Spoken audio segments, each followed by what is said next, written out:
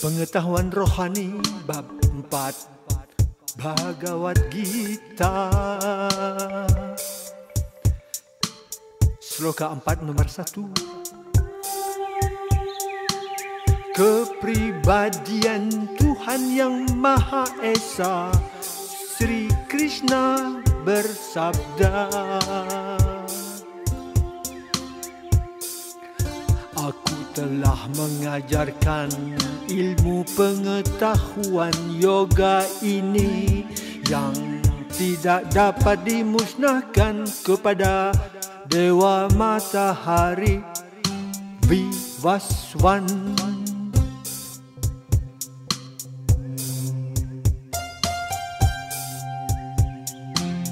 Kemudian Vivaswan mengajarkan ilmu pengetahuan ini kepada Manu, ayah manusia. Kemudian Manu mengajarkan ilmu pengetahuan itu kepada Iswaku.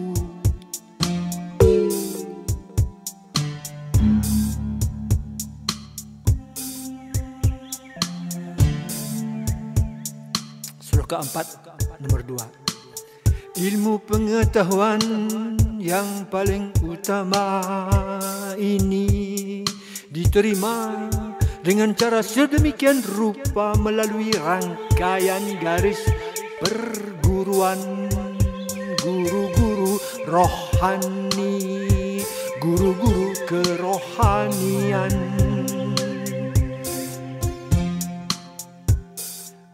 Dan para raja yang suci mengerti ilmu pengetahuan tersebut dengan cara seperti itu. Tetapi sesudah beberapa waktu garis perguruan itu terputus.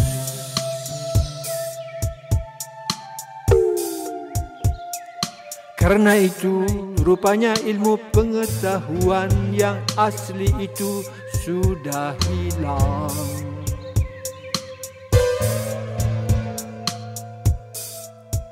Sloka 4 nomor 3.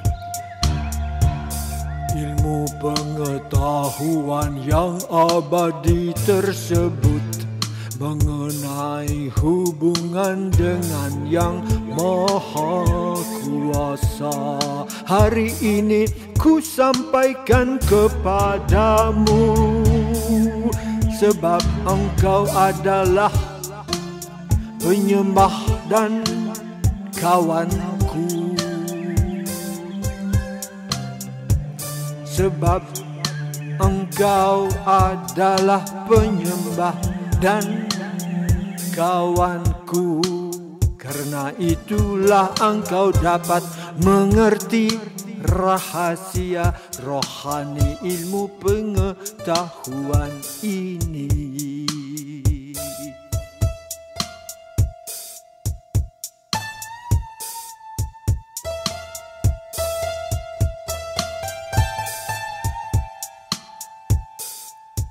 Sloka 4 nomor 4.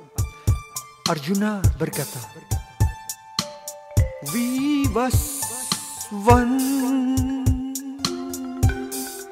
Dewa Matahari,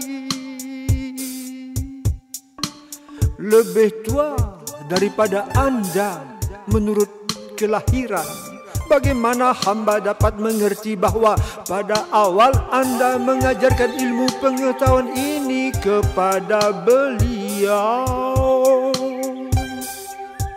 Sloka 4 nomor 5.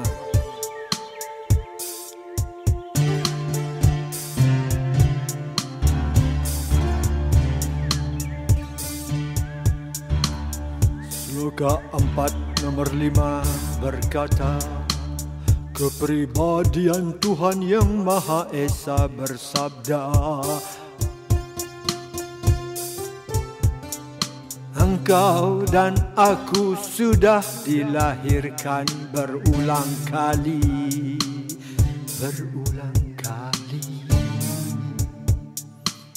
Aku dapat ingat segala kelahiran itu, tetapi engkau tidak dapat ingat, wahai penakluk musuh. Sloka 4 nomor 6. Walaupun aku tidak dilahirkan dan badan rohaniku tidak pernah merosot, dan walaupun aku penguasa semua makhluk hidup, aku masih muncul pada setiap zaman dalam bentuk rohaniku yang asli.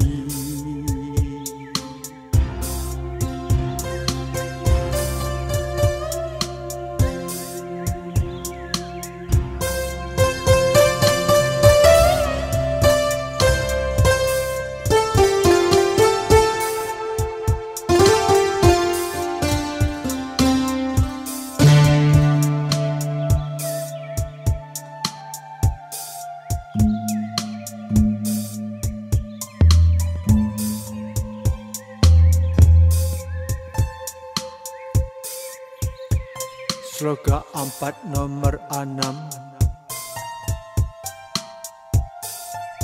Walaupun aku tidak dilahirkan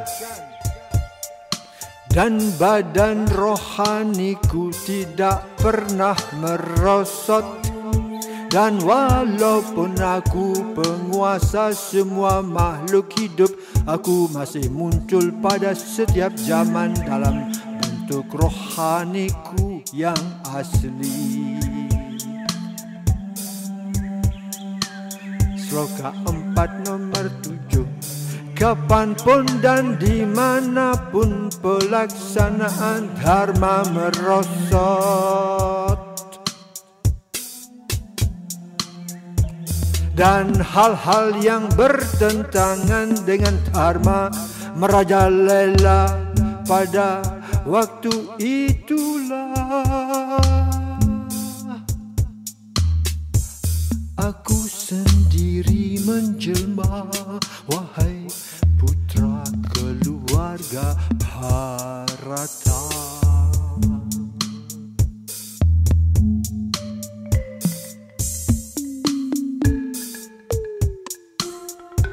Sloka 4 nomor 8. Untuk menyelamatkan orang saleh, membinasakan orang jahat, dan untuk menegakkan kembali prinsip-prinsip dharma, aku sendiri muncul pada setiap zaman.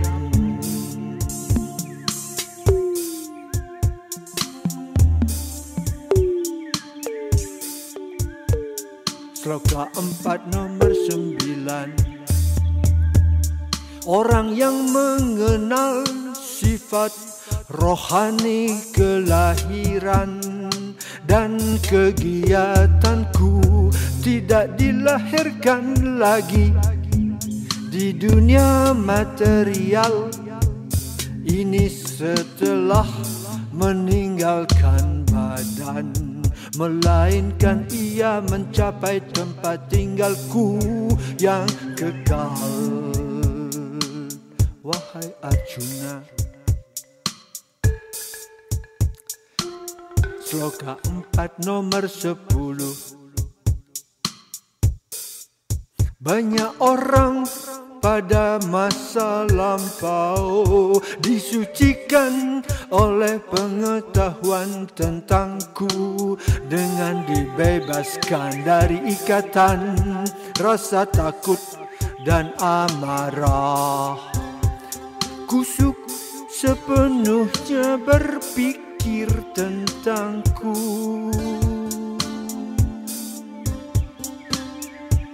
dan berlindung kepadaku Dan dengan demikian mereka semua mencapai cinta bakti rohani kepadaku.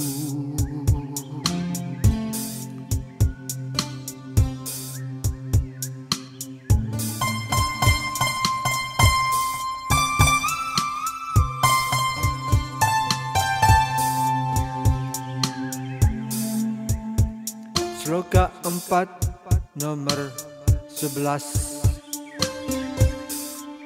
Sejauh mana semua orang menyerahkan diri kepadaku, aku menganugerahi mereka sesuai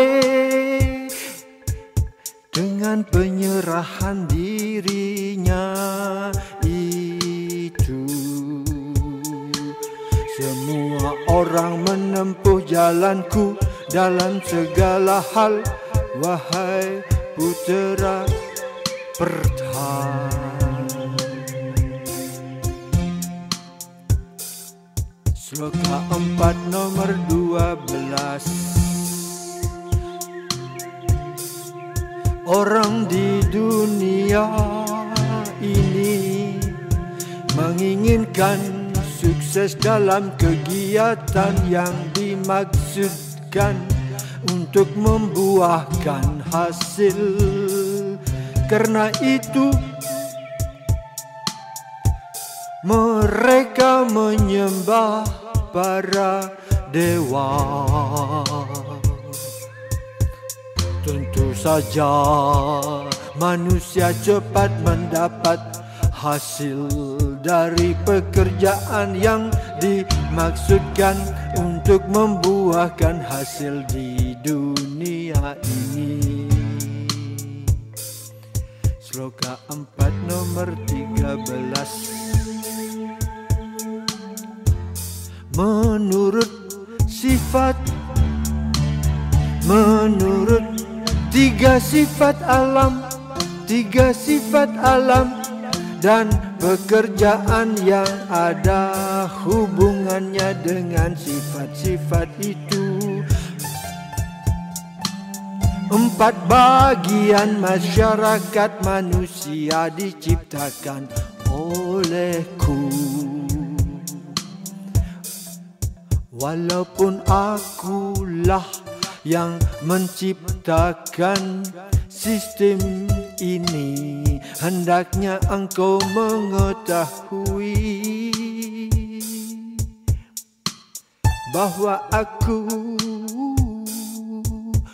telah tetap sebagai yang tidak berbuat, karena aku tidak dapat diubah.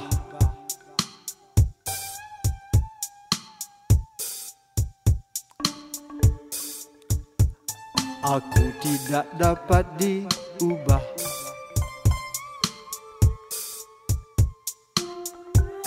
Aku tetap sebagai yang tidak berbuat.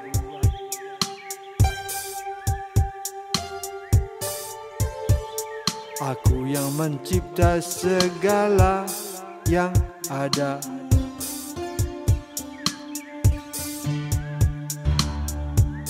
Sloka 4 nomor 14. Tidak ada pekerjaan yang mempengaruhi diriku.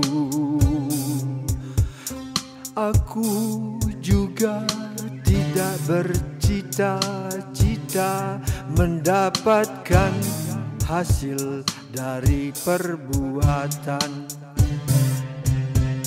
Orang yang mengerti kenyataan ini tentang diriku juga tidak akan terikat dalam reaksi-reaksi hasil pekerjaan.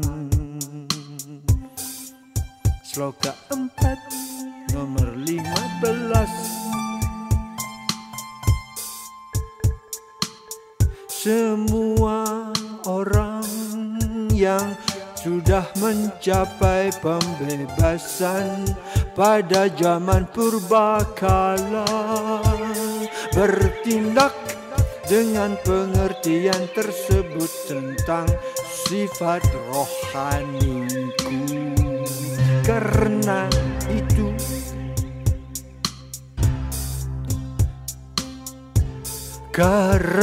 itu sebaiknya engkau melaksanakan tugas kewajibanmu dengan mengikuti langkah-langkah mereka.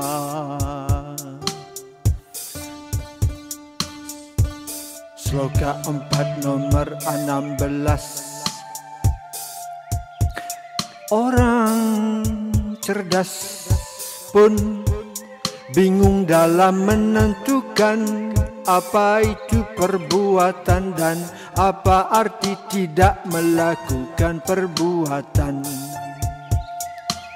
Sekarang aku akan menjelaskan kepadamu apa arti perbuatan, dan setelah mengetahui tentang hal ini, engkau akan dibebaskan dari segala nasib yang malang. Sloka 4 nomor 17. Seluk-beluk perbuatan sulit sekali dimengerti.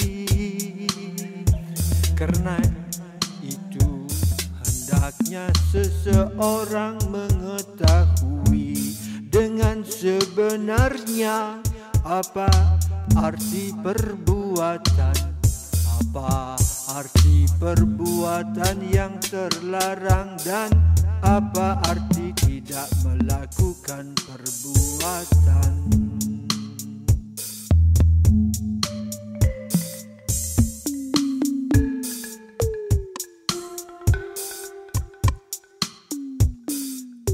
Sloka 4 nomor 18. Orang yang melihat keadaan tidak melakukan perbuatan dalam perbuatan, dan perbuatan dalam keadaan tidak melakukan perbuatan adalah orang cerdas dalam masyarakat manusia. Dia berada dalam kedudukan rohani, walaupun ia sibuk dalam segala jenis kegiatan.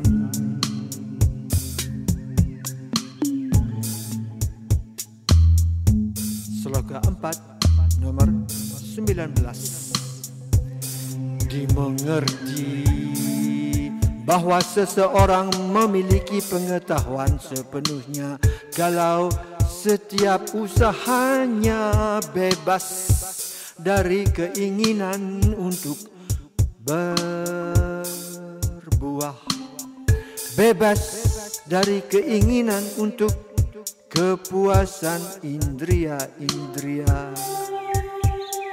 Para resi mengatakan bahwa reaksi pekerjaan orang yang bekerja seperti itu sudah dibakar oleh api pengetahuan yang sempurna.